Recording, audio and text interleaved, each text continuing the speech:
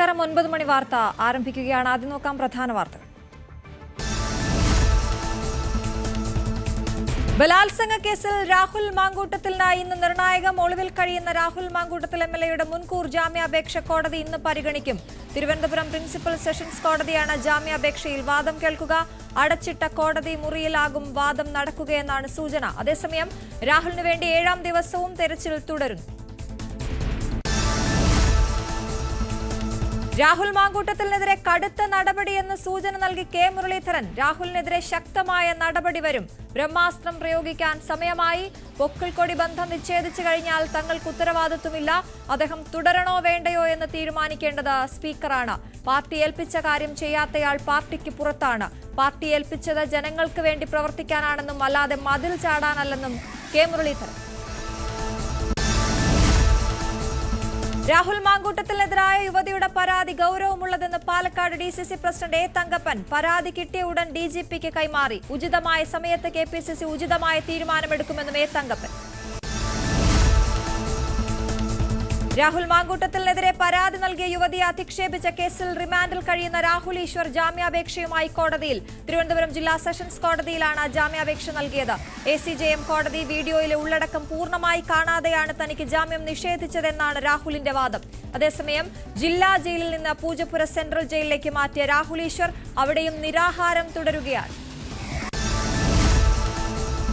ശബരിമല സ്വർണ്ണ കവർച്ച കേസിൽ നിലവിലെ അന്വേഷണ പുരോഗതി റിപ്പോർട്ട് ഇന്ന് ഹൈക്കോടതിയിൽ സമർപ്പിക്കും. ശബരിമലയിലെ സ്വർണ്ണ കവർച്ച രാജ്യാന്തര വിഗ്രഹക്കടത്തിന്റെ ഭാഗമാണോ എന്ന സംശയം ഹൈക്കോടതി നേരത്തെ പ്രകടിപ്പിച്ചിരുന്നതാണ്.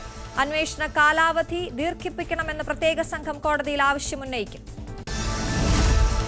ശബരിമല സ്വർണ്ണക്കൊള്ള കേസിൽ റിമാൻഡിൽ കഴിയുന്ന N വാസുവിന്റെ ജാമ്യാപേക്ഷയിൽ ഇന്ന് വിധി പറയും. കൊല്ലം വിജിലൻസ് കോടതിയാണ് വിധി പറയുന്നത്. ആരോഗ്യവും പ്രായവും പരിഗണിക്കണമെന്നാണ് ആവശ്യം. വാസു വിരമിച്ചതിന് ശേഷമാണ് സ്വർണ്ണപ്പാളികൾ കൈമാറിയതെന്നാണ് വാദം. കട്ടിളപ്പാളി കൈമാറിയ കേസിൽ 3ാം പ്രതിയാണ് വാസു. രാത്രിയിൽ മഴ കനത്തു പെയ്തിട്ടും ശബരിമലയിലേക്ക് തീർത്ഥാടക പ്രവാഹം. ഇന്നലെ 80,000-ലധികം പേരാണ് ദർശനം നടത്തിയത്. ഇന്ന് രാവിലെ 7 മണിവരെ 21,000-ലധികം പേർ മല കയറി. തൃശൂർ ചേലക്കരയിൽ ബസ്സുകൾ കൂട്ടിയിടിച്ച് അപകടം. നിരവധി പേർക്ക് പരിക്ക്. വാഴക്കോട് പ്ലാഴി സംസ്ഥാന പാതയിൽ ഉതുവടിയിൽ വെച്ചാണ് അപകടം. തിരുവല്ലോമല കോട്ടയം റൂട്ടിൽ സർവീസ് നടത്തുന്ന KSRTC ബസ്സും ഷൊർണൂർ ചേലക്കര റൂട്ടിൽ സർവീസ് നടത്തുന്ന മനമേൽ ബസ്സുമാണ് അപകടത്തിൽപ്പെട്ടത്. അറബിക്കടലിന്റെ തീരത്ത് ശംഖുമുഖത്തിന്ന് ആകാശവിസ്മയം. രാജ്യത്തിന്റെ പ്രതിരോധ ശക്തിയുടെയും പ്രൗഢിയും സമുദ്രമേഖലയിലെ കമാൻഡോ ഓപ്പറേഷനുകളുടെ മികവും പ്രകടമാക്കിക്കൊണ്ടാകും 54ാമത് നാവിക ദിനാഘോഷത്തിന്റെ ഭാഗമായുള്ള അഭ്യാസ പ്രകടനങ്ങൾ നടക്കുക. രാഷ്ട്രപതി ദ്രൗപദി മുർമു മുഖ്യാതിഥിയായി പങ്കെടുക്കുന്ന ചടങ്ങിൽ ഇന്ത്യൻ നേവിയുടെ യുദ്ധശേഷിയും തദ്ദേശീയ നിർമ്മാണത്തിലെ മുന്നേറ്റവും ഒരുപോലെ പ്രദർശിപ്പിക്കും. ജാർഖണ്ഡിൽ വൻ രാഷ്ട്രീയ അട്ടിമറിക്ക് സാധ്യത. JMM നേതാവും സംസ്ഥാന മുഖ്യമന്ത്രിയുമായ ഹേമന്ത് സോറനും ഭാര്യ കൽപ്പന സോറനും BJP നേതാക്കളെ കണ്ടു. JMM ഇന്ത്യ സഖ്യം വിട്ട് NDAയിൽ ചേർന്നേക്കുമെന്ന് അഭ്യൂഹം. ആകെ 81 സീറ്റിൽ 34 സീറ്റുള്ള JMMഉം 16 സീറ്റുള്ള കോൺഗ്രസ്, 4 സീറ്റുള്ള RJD, 2 സീറ്റുള്ള ഇടതു പാർട്ടിയും ചേർന്നതാണ് ജാർഖണ്ഡിൽ സർക്കാർ. യുക്രൈൻ യുദ്ധം അവസാനിപ്പിക്കുന്നതിനായി റഷ്യയും അമേരിക്കയും തമ്മിൽ മോസ്കോയിൽ നടന്ന കൂടിക്കാഴ്ച തീരുമാനങ്ങളില്ലാതെ പിരിഞ്ഞു. റഷ്യൻ പ്രസിഡന്റ് വ്ളാഡിമിർ പുടിനും അമേരിക്കൻ പ്രസിഡന്റ് സ്റ്റീവ് വിറ്റ്കോഫും തമ്മിലായിരുന്നു കൂടിക്കാഴ്ച. വിട്ടുവീഴ്ചയ്ക്ക് തയ്യാറല്ലെന്ന നിലപാടിൽ ഉറച്ച വ്ളാഡിമിർ പുടിൻ നാളെ ഇന്ത്യയിലെത്തും. ഇരു രാജ്യങ്ങളും തമ്മിൽ ഉഭയകക്ഷി ചർച്ചകൾ നടക്കും. ഇന്ത്യയും ദക്ഷിണാഫ്രിക്കയും തമ്മിലുള്ള ഏകദിന പരമ്പരയിലെ 2ാം മത്സരം ഇന്ന് നടക്കും. ഉച്ചയ്ക്ക് 1:30 റായ്പൂരിലാണ് മത്സരം. 3 മത്സരങ്ങളടങ്ങിയ പരമ്പരയിൽ തുടർച്ചയായ 2ാം വിജയം നേടി കിരീടം സ്വന്തമാക്കാനാണ് ഇന്ത്യ ഇറങ്ങുന്നത്. റാഞ്ചിയിൽ നടന്ന ആദ്യ ഏകദിനത്തിൽ 17 റൺസിന് ജയിച്ച ഇന്ത്യ പരമ്പരയിൽ 1-0 മുന്നിൽ. വാർത്തകളിലേക്ക് വിശദമായി പോകുമ്പോൾ, ബലാത്സംഗ കേസിൽ രാഹുൽ മാങ്കൂട്ടത്തിൽ നിന്ന് വളരെ നിർണായകമാണ്. ഒളിവിൽ കഴിയുന്ന രാഹുൽ മാങ്കൂട്ടത്തിൽ എംഎൽഎയുടെ മുൻകൂർ ജാമ്യാപേക്ഷ കോടതി ഇന്ന് പരിഗണിക്കും. അതിനിടെ രാഹുൽ മാങ്കൂട്ടത്തിനെതിരെ കടുത്ത നടപടിയുടെ സൂചന നൽകി കെ മുരളീധരൻ ഇപ്പോൾ രംഗത്തെത്തിയിരിക്കുന്നു. രാഹുലിനെതിരെ ഇന്ന് തന്നെ പാർട്ടി നടപടി ഉണ്ടാകുമെന്നാണ് സൂചന. വിവരങ്ങളുമായി ഡാൻ കുര്യൻ ചേരുന്നു. Dan, good morning. രാവിലെ തന്നെ മുരളീധരൻ രംഗത്തെത്തിയിരിക്കുന്നു. രാഹുലിനെ സംബന്ധിച്ച് കേസിൽ നിന്ന് നിർണായകമായ ദിവസമാണ്. അതേസമയം പാർട്ടിയുടെ ഭാഗത്തുനിന്നൊരു തീരുമാനം ഇന്ന് തന്നെ ഉണ്ടാകുമെന്നറിയുന്നു. രാഹുൽ പാർട്ടിക്കകത്താണോ പുറത്താണോ എന്ന കാര്യത്തിൽ ഇന്ന് തീരുമാനമുണ്ടാകും?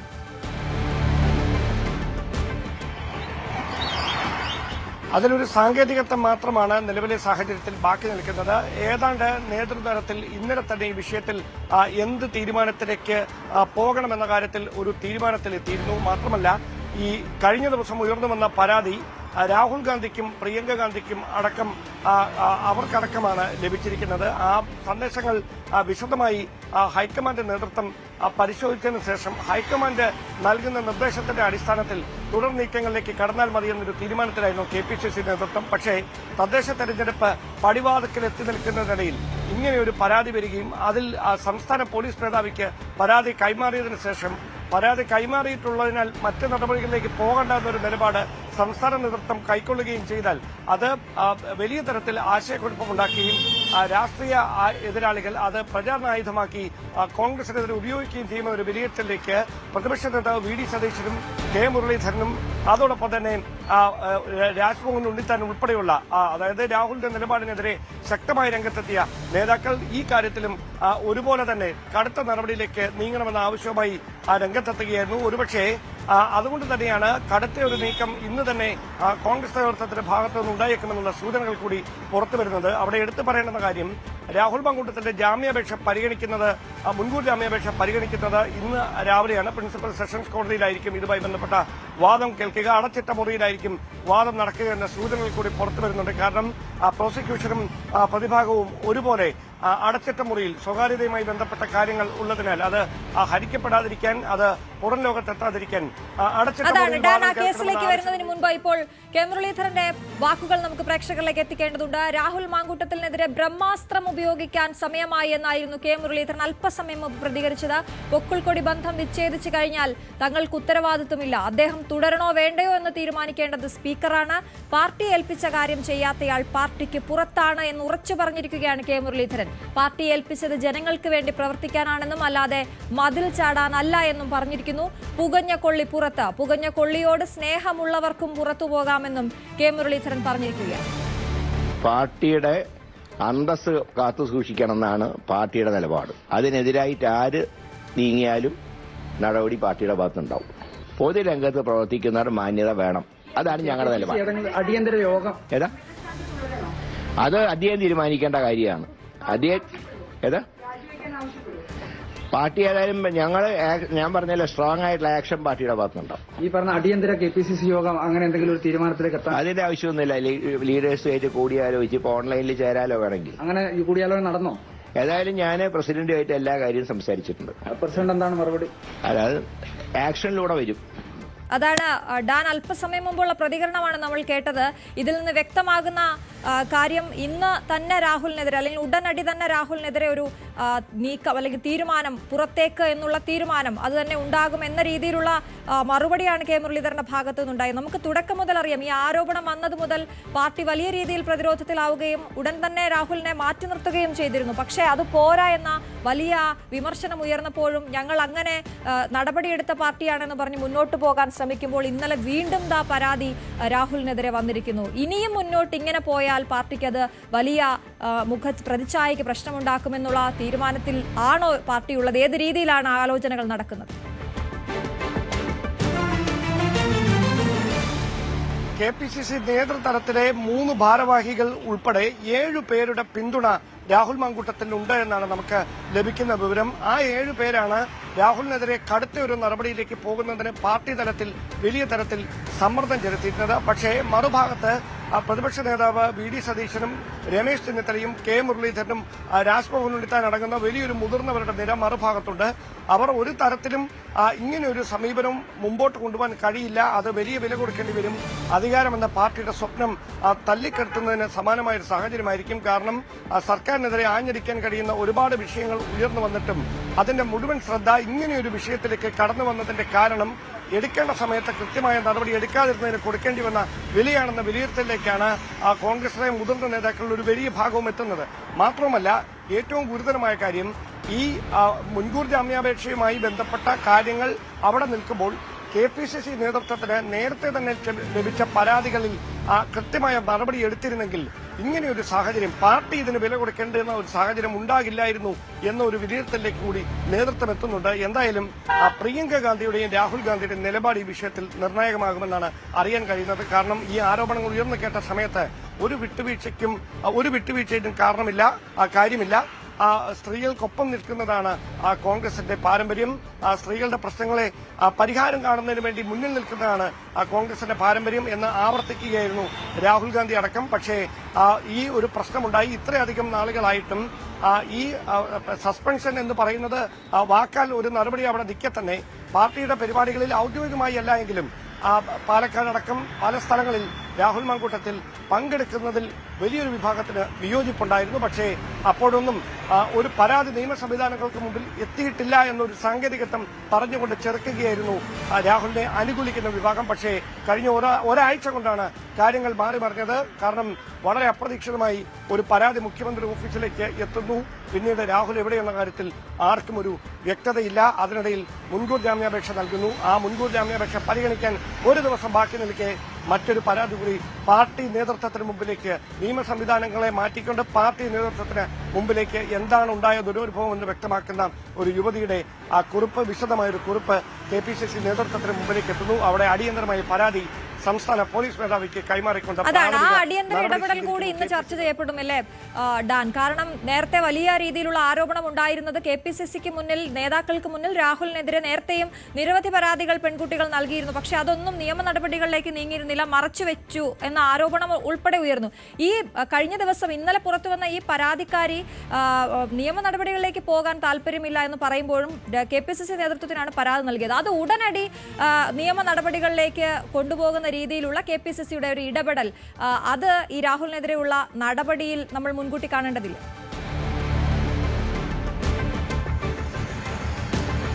തീർച്ചയായിട്ടും. അതായത് ഈ ഇരകളാക്കപ്പെട്ടവർ ഒരാളോ രണ്ടുപേരോ അല്ല എന്ന കാര്യത്തിൽ കൃത്യമായ ബോധ്യം KPCC നേതൃത്വത്തിന്, പ്രത്യേകിച്ച് മുതിർന്ന നേതാക്കൾക്കുണ്ട്. അവിടെ പ്രതിപക്ഷ നേതാവ് VD സതീശന്റെ കൈവശം നേരിട്ട് ലഭിച്ചിരിക്കുന്ന ചില പരാതികളും തെളിവുകളുമുണ്ട്. അതിന്റെ ഗൌരവ സ്വഭാവം, നിലവിലുള്ളതിനേക്കാൾ ഗൌരവമുള്ള സ്വഭാവത്തിലുള്ള മറ്റ് ചില പരാതികൾ പ്രതിപക്ഷ നേതാവിന്റെ കൈവശം രേഖാമൂലം തന്നെ ലഭിച്ചിട്ടുണ്ട് എന്നാണ് നമുക്ക് മനസ്സിലാക്കുന്നത്. അത് ആദ്യം തന്നെ ലഭിച്ചിട്ടും അദ്ദേഹം കൃത്യമായി അദ്ദേഹത്തിന്റെ കൈവശമുള്ള പരാതിയുടെ ഗൌരവം എന്താ എന്ന കാര്യം നേതാക്കളെ മുഴുവൻ ബോധ്യപ്പെടുത്താൻ പ്രതിപക്ഷ നേതാവിന് കഴിഞ്ഞു എന്ന കാര്യത്തിൽ സംശയമുണ്ട്. അതുകൊണ്ടാണ് അദ്ദേഹം ഇങ്ങനൊരു നിലപാടിൽ ഉറച്ചു നിൽക്കുകയും മറ്റുള്ളവർ അദ്ദേഹത്തെ രൂക്ഷമായി വിമർശിക്കുകയും അദ്ദേഹം പാർട്ടിയിൽ ഒറ്റപ്പെടുകയും ചെയ്യുന്ന തരത്തിലേക്ക് കാര്യങ്ങൾ മാറിയത്. പക്ഷേ ഇനി അങ്ങനെ പറ്റില്ല. കാരണം KPCC നേതൃത്വത്തിന് പുറമെ KPCCയുടെ രാഷ്ട്രീയകാര്യ സമിതി അംഗങ്ങളെയെങ്കിലും ഈ പരാതിയിലുള്ള ഉള്ളടക്കം എന്താണ്, ഈ എത്ര പരാതികളാണ് ഇങ്ങനെ ലഭിച്ചത്, അതിൽ ഗൌരവ സ്വഭാവമുള്ള പരാതികൾ എത്രയാണ്, അതിൽ കോൺഗ്രസ് പാർട്ടിക്കകത്ത് നിന്ന് പുറത്തു വന്ന പരാതികൾ എത്രയാണ്, ഇതടക്കമുള്ള കാര്യങ്ങളിൽ പ്രതിപക്ഷ നേതാവ് അടിയന്തരമായ ഒരു വ്യക്തത വരുത്താൻ നിർബന്ധിതരാകും. കാരണം അതല്ല എങ്കിൽ മുൻ KPCC അധ്യക്ഷൻ K. സുധാകരൻ കഴിഞ്ഞ ദിവസം അദ്ദേഹത്തിന് അറിയില്ല, അദ്ദേഹത്തോട് പറഞ്ഞിട്ടില്ല എന്ന തരത്തിലുള്ള പരാമർശങ്ങൾ പറഞ്ഞുകൊണ്ടാണ് രാഹുലിനെ അനുകൂലിക്കുന്ന ഒരു നിലപാട് സ്വീകരിച്ചത്. അപ്പോൾ അത്തരമൊരു സാഹചര്യം ഇനി ഉണ്ടാകാതിരിക്കാൻ എല്ലാ മുതിർന്ന നേതാക്കളെയും KPCC ഭാരവാഹികളെയും മുൻ അധ്യക്ഷന്മാരെയും ഒക്കെ എന്താണ് രാഹുൽ മാങ്കൂട്ടത്തിനുമായി ബന്ധപ്പെട്ട് വന്ന ആരോപണങ്ങളുടെ അടിസ്ഥാനം, അതിൽ പാർട്ടിക്ക് ലഭിച്ച പരാതികൾ എന്താണ്, അതിൽ ഏത് തരത്തിലാണ് അങ്ങനെ ഒരു നടപടിയിലേക്ക് നീങ്ങാൻ പാർട്ടി നേതൃത്വം അനിവാര്യമായത്, ഇതടക്കമുള്ള കാര്യങ്ങളിൽ ഒരു വ്യക്തത വരുത്താൻ KPCC നേതൃത്വം നിർബന്ധിതമാകുന്ന തരത്തിലേക്ക് കാര്യങ്ങൾ എത്തുകയാണ്. അങ്ങനെയെങ്കിൽ ആ കാര്യങ്ങൾ കോൺഗ്രസ് ദേശീയ നേതൃത്വവുമായി കൂടി കൂടിയാലോചിച്ചതിന് ശേഷമായിരിക്കും ഈ വിഷയത്തിൽ അന്തിമമായി തീരുമാനമെടുക്കുക.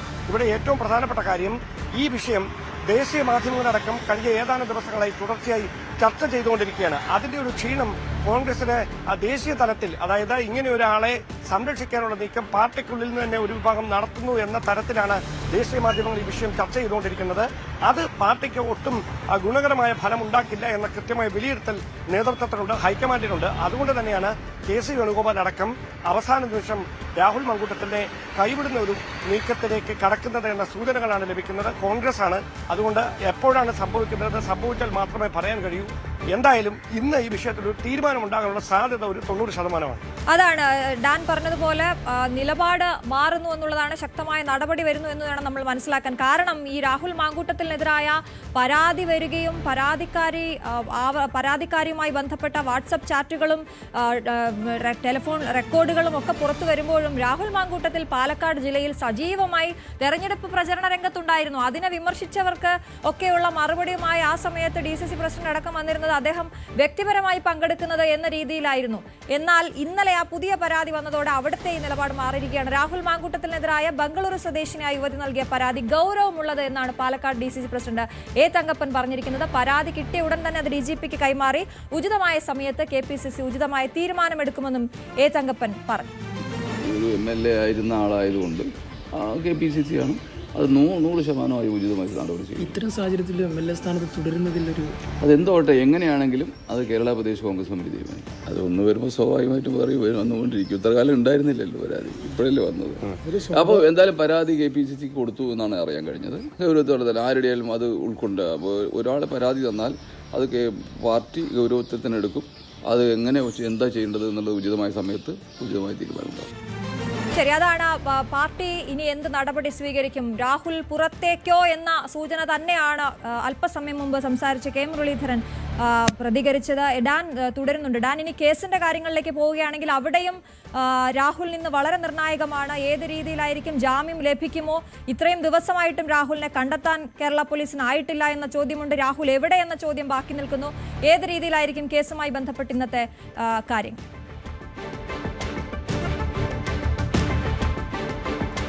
കർണാടക കേന്ദ്രീകരിച്ചുകൊണ്ട് പ്രത്യേക അന്വേഷണ സംഘത്തിന്റെ പരിശോധന തുടരുകയാണ്. രാഹുൽ മാങ്കൂട്ടത്തിൽ അവരുടെ സർവൈലൻസിൽ തന്നെ ഉണ്ടെന്നുള്ള സൂചനകൾ കൂടി പുറത്തു വരുന്നുണ്ട്. പക്ഷേ മുൻകൂർ ജാമ്യാപേക്ഷ ഏതായാലും ഇന്ന് കോടതി പരിഗണിക്കുന്ന ഒരു സാഹചര്യത്തിൽ അതിനു മുമ്പ് ഒരു തിടുക്കത്തിലുള്ള നടപടിയിലേക്ക് പോകാനുള്ള സാധ്യത കാണുന്നില്ല.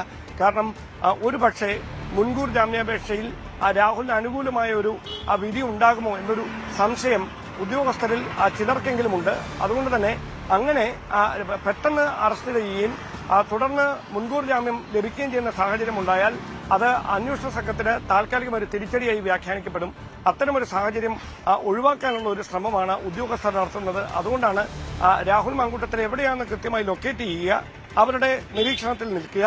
അതിനപ്പുറത്തേക്ക് ഒരു കടുത്ത തീരുമാനത്തിലേക്ക് തൽക്കാലം പോകാതെ കൃത്യമായി കോടതിയുടെ ഒരു നടപടി അല്ലെങ്കിൽ ഇന്നത്തെ വാദമുഖങ്ങൾ കോടതി എന്ത് നിലപാടെടുക്കുന്നോ അങ്ങനെ പ്രിൻസിപ്പൽ സെഷൻസ് കോടതി മുൻകൂർ ജാമ്യത്തിന്റെ കാര്യത്തിലെടുക്കുന്ന തീരുമാനമനുസരിച്ച് തുടർ നീക്കങ്ങളിലേക്ക് കടന്നാൽ മതി എന്നൊരു നിലപാടിലാണ് ഉദ്യോഗസ്ഥരുടെ ഒരു വിഭാഗം. പക്ഷേ കഴിഞ്ഞ ദിവസം ക്രമസമാധാന ചുമതലയുള്ള ADGP H. വെങ്കടേഷ് ഏത് വിധേനയും രാഹുൽ മാങ്കൂട്ടത്തിനെ കണ്ടെത്തണം, അറസ്റ്റ് ചെയ്യാൻ ഇനി മുമ്പോട്ട് പോകേണ്ടതില്ല എന്ന നിർദ്ദേശം ഉദ്യോഗസ്ഥർക്ക് നൽകിയിരുന്നു. അങ്ങനെയാണ് അവർ രണ്ടായി തിരിഞ്ഞുകൊണ്ട് രണ്ട് ദിശകളിലേക്ക് അന്വേഷണം വ്യാപിപ്പിക്കുന്ന, തെരച്ചിൽ വ്യാപിപ്പിക്കുന്ന സാഹചര്യമൊക്കെ ഉണ്ടായത്. പക്ഷേ കർണാടകയിൽ കോൺഗ്രസിന് വലിയ സ്വാധീനമുള്ള സംസ്ഥാനമാണ്, കോൺഗ്രസ് ഭരിക്കുന്ന സംസ്ഥാനമാണ്. അവിടെ രാഹുലുമായി ബന്ധമുള്ള നേതാക്കളുണ്ട്, യുവ നേതാക്കളൊക്കെ ഉണ്ട്. അപ്പോൾ അങ്ങനെയുള്ള ആളുകളുമായി രാഹുൽ ഈ ഒരു സമയത്ത് അദ്ദേഹം കൃത്യമായി ഒരു മറഞ്ഞിരിക്കാനായി അവരുമായിട്ടുള്ള ബന്ധം പ്രയോജനപ്പെടുത്തിയേക്കാമെന്നൊരു വിലയിരുത്തൽ ഉദ്യോഗസ്ഥർക്കിടയിലുമുണ്ട്. എന്തായാലും ഇന്ന് മുൻകൂർ ജാമ്യാപേക്ഷ പരിഗണിക്കുകയാണ്. രണ്ട് സാധ്യതകളാണ് മുമ്പിലുള്ളത്. ഒന്ന്, ഈ അടച്ചിട്ട മുറിയിൽ വാദം കേൾക്കണമെന്ന ആവശ്യം പ്രോസിക്യൂഷനും പ്രതിഭാഗവും മുമ്പോട്ട് വെച്ചിരുന്നു. അത് പരിഗണിക്കപ്പെട്ടേക്കുമെന്ന സൂചനകൾ ലഭിക്കുന്നുണ്ട്. അങ്ങനെയെങ്കിൽ ഈ ഡിജിറ്റൽ തെളിവുകളടക്കമാണ് കൈമാറിയിരിക്കുന്നത്. ഒരുപക്ഷെ ഇന്ന് ശക്തമായ വാദപ്രതിവാദങ്ങൾ നടന്നതിന് ശേഷം തീരുമാനമെടുക്കാനായി മറ്റൊരു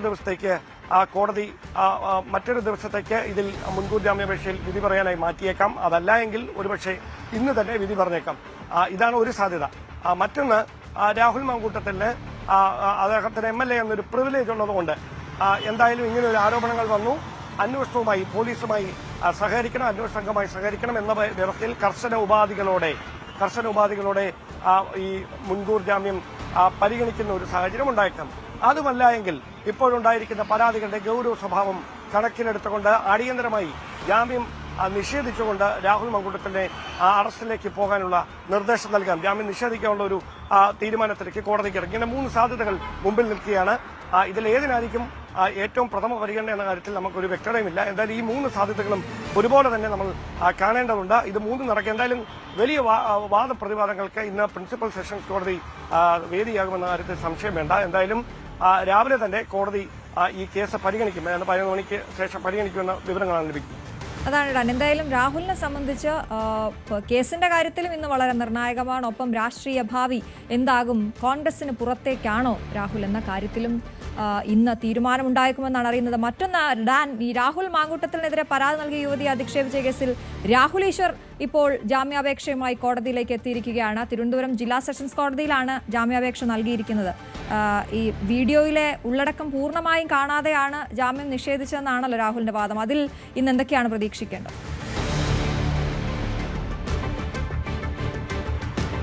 ACJM കോടതിയാണ് കഴിഞ്ഞ ദിവസം രാഹുൽ മാങ്കൂട്ടത്തിന്റെ ജാമ്യാപേക്ഷ പരിഗണിച്ച ശേഷം രാഹുലിന് ജാമ്യം കൊടുക്കേണ്ടതില്ലെന്ന നിലപാടിലേക്ക് എത്തിയത്.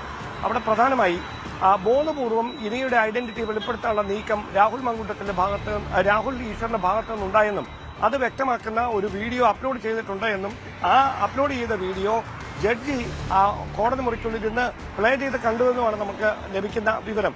അതിനുശേഷമാണ് ഇക്കാര്യത്തിൽ കോടതി ഒരു തീരുമാനത്തിലേക്ക് എത്തിയതും മുൻകൂർ ജാമ്യം നൽകേണ്ടതില്ല, കാരണം തെളിവ് നശിപ്പിക്കപ്പെടാനുള്ള സാധ്യതയുണ്ട് എന്ന പ്രോസിക്യൂഷന്റെ വാദം ശരിവെക്കുന്ന തരത്തിൽ മുൻപും സമാനമായ തരത്തിലുള്ള ഇടപെടലുകൾ രാഹുൽ ഈശ്വറിന്റെ ഭാഗത്തുനിന്നുണ്ടായിട്ടുണ്ട് എന്ന പ്രോസിക്യൂഷന്റെ ഏറ്റവും സുപ്രധാനമായ വാദം കണക്കിലെടുത്തുകൊണ്ട് ശരിവെച്ചുകൊണ്ട് ACJM കോടതി ജാമ്യം നിഷേധിക്കുകയായിരുന്നു. പക്ഷേ ACJM കോടതി വീഡിയോ മുഴുവനായി കാണാതെയാണ്, താൻ എന്താണ് അതിൽ ഉൾക്കൊള്ളിച്ചിരിക്കുന്ന കാര്യം പൂർണ്ണമായി കാണാതെയാണ് പേര് പറയാതെ നടത്തിയ പ്രസ്താവനകളെ സംബന്ധിച്ച് കൃത്യമായ വിശകലനം നടത്താതെയാണ് ACJM കോടതി ജാമ്യം നിഷേധിച്ചതെന്ന വാദം ഉന്നയിച്ചുകൊണ്ടാണ് രാഹുലിന്റെ അഭിഭാഷകൻ സെഷൻസ് കോടതിയിൽ ജാമ്യാപേക്ഷ നൽകിയിരിക്കുന്നത്. അതിൽ കോടതി എന്ത് തീരുമാനമെടുക്കുമെന്ന് അറിയില്ല. അന്വേഷണ സംഘം അതേസമയം രാഹുൽ ഈശ്വറിനെ കസ്റ്റഡിയിൽ വാങ്ങി ചോദ്യം ചെയ്യാനുള്ള കസ്റ്റഡി അപേക്ഷ നൽകാനിരിക്കുന്നതിനിടയിലാണ് ജാമ്യാപേക്ഷയുമായി രാഹുൽ ഈശ്വർ കോടതിയിലേക്ക് എത്തിയിരിക്കുന്നത്. അതാണ് രാഹുൽ. ശരി, ഡാൻ കുര്യനാണ് വിവരങ്ങൾ നൽകിയ. രാഹുൽ ഈശ്വറിന് ജാമ്യം ലഭിക്കുമോ എന്നുള്ള കാര്യവും നമ്മൾ ഉറ്റുനോക്കുകയാണ്. മറ്റു വാർത്തകളിലേക്ക് വരാം ചെറിയ ഇടവേളയ്ക്ക് ശേഷം.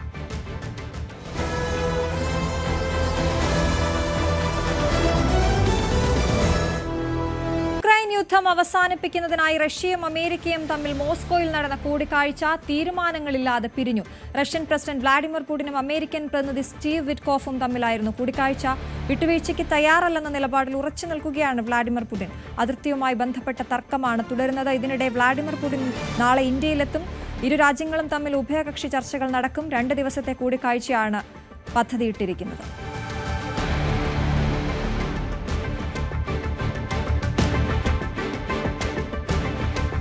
ജാർഖണ്ഡിൽ വൻ രാഷ്ട്രീയ അട്ടിമറിക്ക് സാധ്യത.